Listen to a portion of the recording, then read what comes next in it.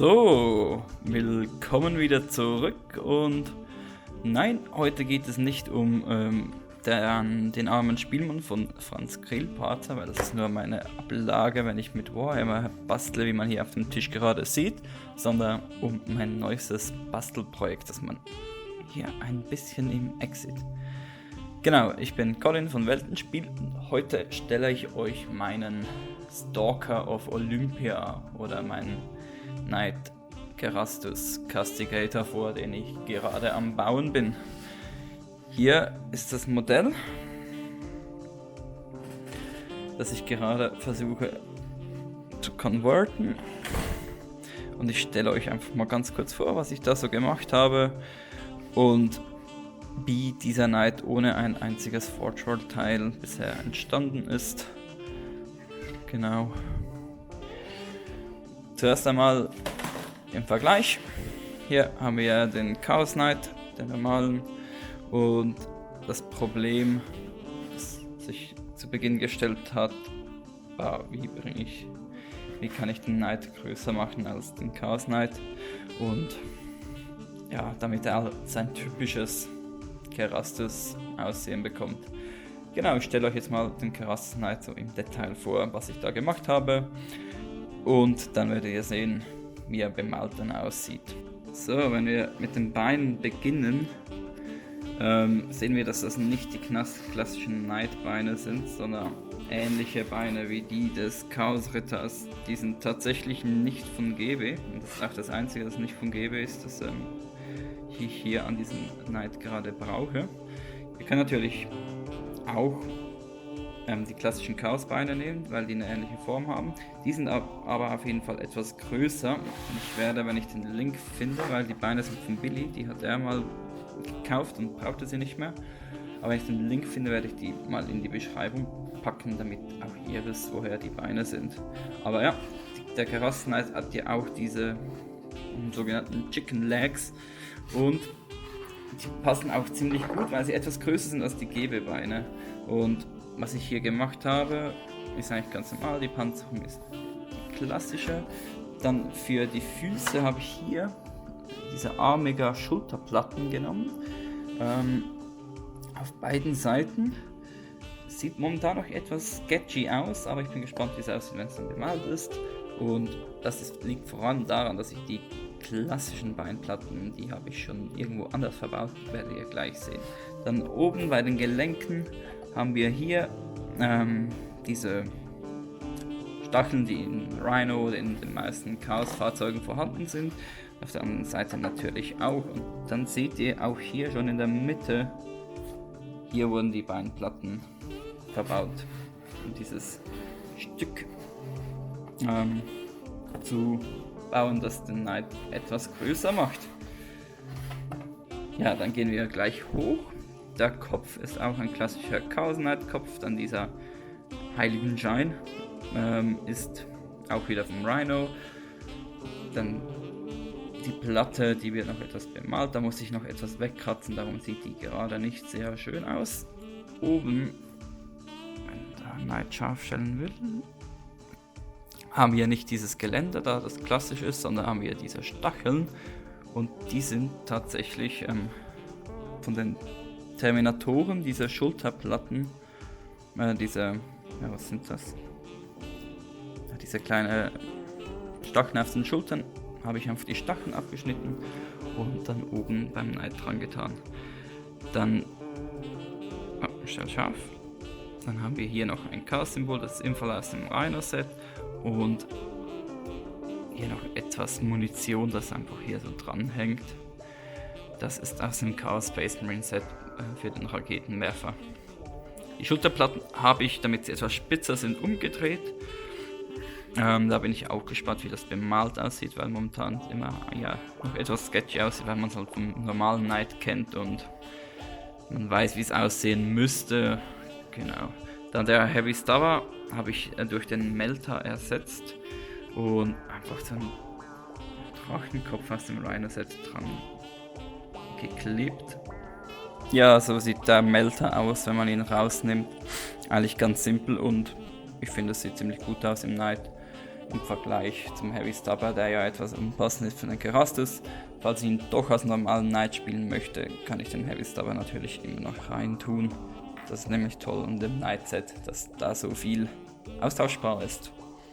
Genau, und auf der Rückseite haben wir eigentlich auch gar nicht so viel getan und einfach diese Fahne vom Chaos Knight Set noch rangehängt, damit auch von hinten der Knight nicht ganz so leer aussieht, dieses chaotische hat. Ja, dann zu den Waffen, das war der zweite Knackpunkt am Knight. Die habe ich nicht magnetisiert, sondern, Willi lacht mich immer dafür aus, legoitisiert. Ja, und zwar sind das kleine Lego-Teile, ich habe nämlich noch so viel Lego übrig von meinem alten Kanal, dass ich einfach die dafür verwende und die halten mit Superlime ziemlich gut. Das ich eigentlich eine gute Methode finde, eben ich leime den mal mit dem Superkleber an und dann ist das eigentlich kein Problem und dann kann man auch die Teile rausnehmen, genau. Und auch, man sieht jetzt hier im Vergleich zum Chaos Knight, habe ich dieselben Teile, das heißt, ich könnte auch die Waffen da austauschen und wieder rankleben. Genau, das habe ich auf beiden Seiten mit den Armen gemacht, das heißt, die sind beide abnehmbar und ich könnte den Knight, auch wenn er etwas groß ist, auch als normaler Ritter spielen. Genau, dann zeigen wir zuerst mal die Castigator Bolt Gun. Ja, hier haben wir die Castigator Bolt Gun, die ich ziemlich improvisieren müsste. Sie ist noch etwas lose, weil ich sie noch nicht ganz festkleben wollte, damit, weil ich noch nicht sicher bin, wie ich die Position gern hätte. Das mache ich dann, wenn sie bemalt ist. Und was wir eigentlich hier gemacht haben, wieso die Waffen schon bemalt sind, das zeige ich euch gleich. Aber wir haben als Grundprinzip das Chaos-Schwert genommen. Die sind nämlich auch abnehmbar. Genau, hier, das ist die Halterung des Kettenschwert. Ebenfalls mit 2 Lego-Teilen wieder. Und dann eine Fahne unten dran. Dann das vordere Teil, das Zielfernrohr, ist tatsächlich aus dem Scion-Set, und zwar dem Tyrox Prime, mit dem Raketenwerfer.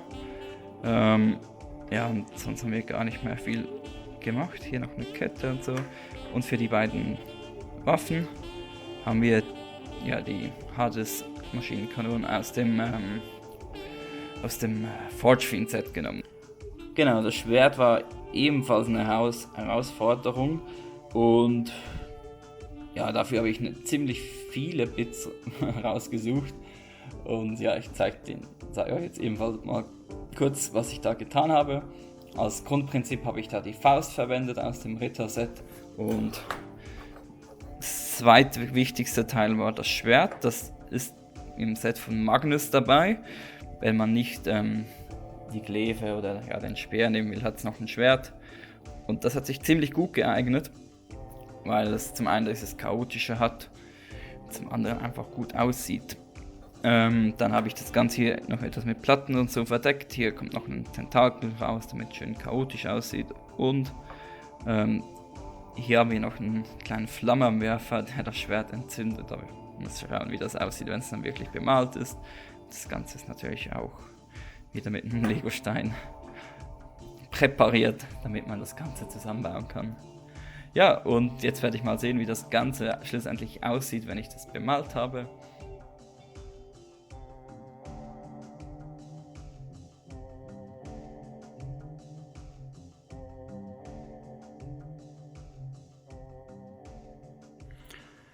Ja, und so sieht das Ganze aus, nachdem ich meinen Stalker of Olympia, meinen Kerastus Castigator, bemalt habe. Ja, eigentlich vom Bau her habe ich nichts mehr geändert. Ich zeige euch jetzt einfach kurz, wie der jetzt schlussendlich aussieht.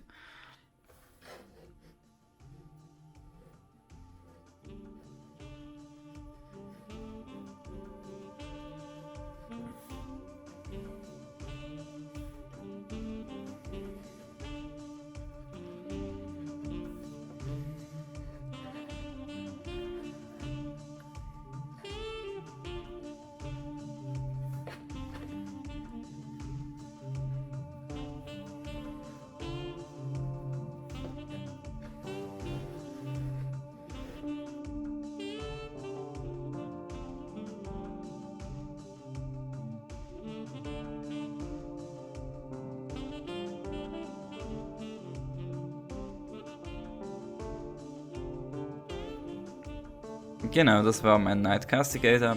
Er ist ebenfalls in diesem, hauptsächlich im Drybrush-Schema, mit dem, oder im Drybrush-Style, in dem ich allgemein meine Modelle anmale, gehalten. Also eher ein schnelles Farbschema, das nicht allzu lange dauert, aber meiner Meinung nach doch ganz in Ordnung aussieht. Hat so etwas Impressionistisches, wenn man jetzt in der Sprache der Kunst da sprechen will.